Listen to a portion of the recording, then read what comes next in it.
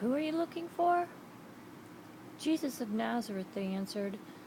"I am the man," said Jesus. Judas, who was betraying him, was standing there with the others.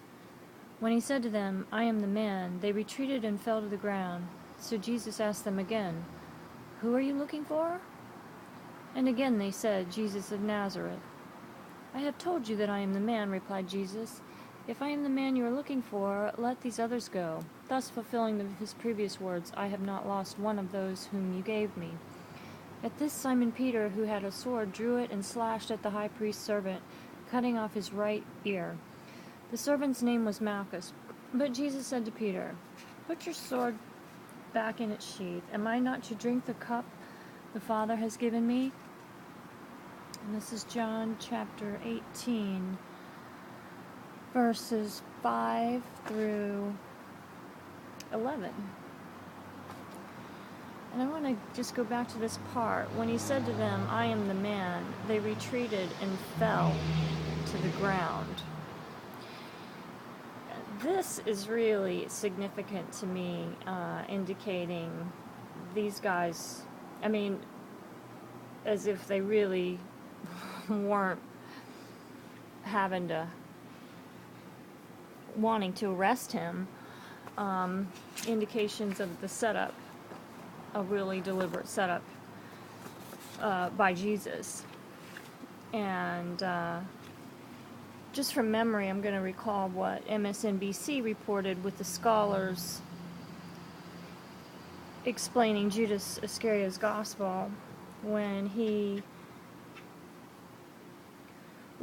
describes an evening where the other apostles all sit down for dinner waiting for Jesus, and he didn't show up.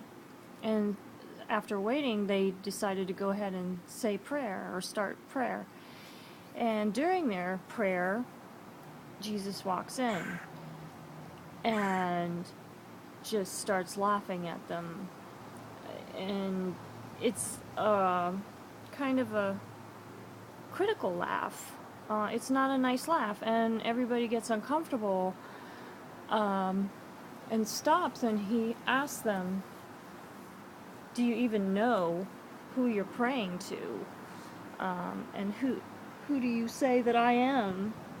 So he challenges them, and they're just mystified, first because of his laugh and this question, and nobody answers until Judas. And Judas answers with, "Well, we do this because you taught us.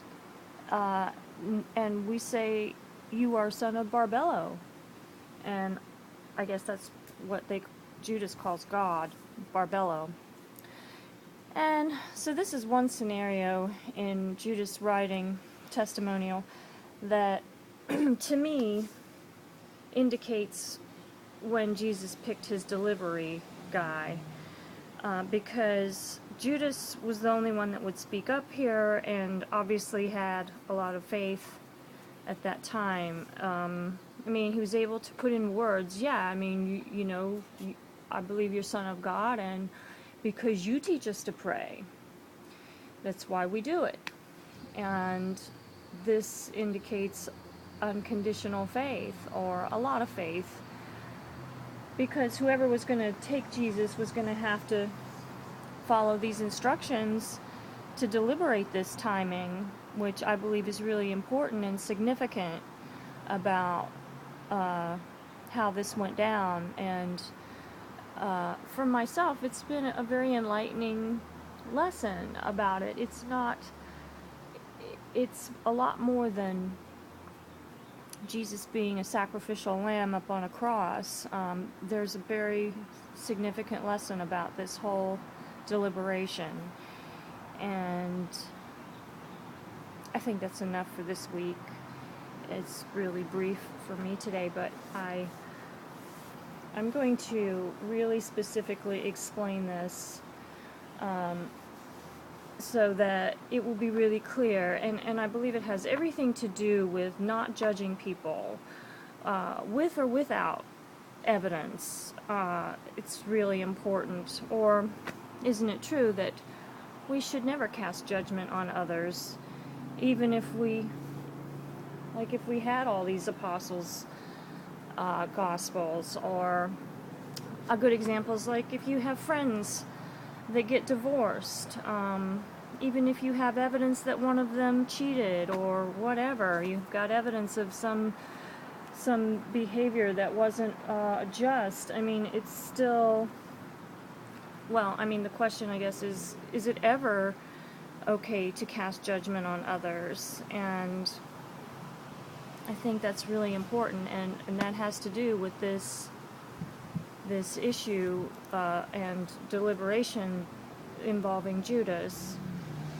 So I'm going to explain some more of this next week, and until then, I hope you have a very beautiful, beautiful day, and lots of unconditional love and faith to you.